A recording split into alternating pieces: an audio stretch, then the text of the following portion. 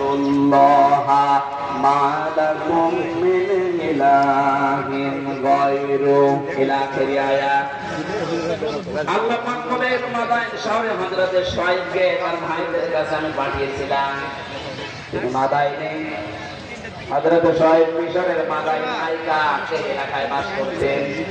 ডাক দিয়ে বললেন, আমার জাতির লোকেরা, তোমরা আল্লাহর ইবাদত করো, তিনি ছাড়া ইলাহ এটা আর কেউ নেই। ইলাহ মানে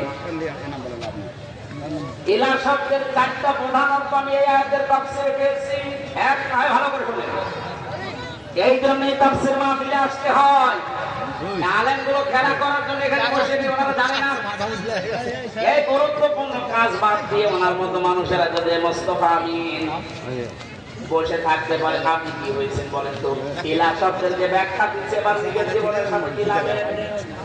আল্লাহ রাব্বুল আলামিন জানিয়েছেন প্রতিটি নবীর দাওয়াতের পদ্ধতি ছিল। আমি কিছু কিছু কোরআনে কোট করেছি। তার ভিতরে শুআয়ব আলাইহিস সালাম একজন, তিনি জাতির লোকদেরকে বলেছিলেন, জাতির লোকেরা আল্লাহর ইবাদত করো, তিনি ছাড়া ইলাহ নেই। কি নেই? আমরা যেহেতু নবীর ওয়ারিস, নাকি মানেন না? এক কথা বলেন না কেন? আমি তো প্রথমেই বলেছিলাম রাজনৈতিকভাবে আমাদের দলকে ভালোবাসি, সাপোর্ট করি, সহযোগিতা করি, এটা তো হইতা না। আমি জাতির লোককে এখন বাঁচাতে চাই, এরকম মন নিয়ে কথা বলছে। আমি নবীর ওয়ারিস হিসাবে এখন দায়িত্ব পেয়েছি। আল্লাহ পাক যে জানিয়েছে নবীদের এই কাজ ছিল, আমরা নবীর ওয়ারিস হিসাবে আমাদের এই একই কাজ। ওনারা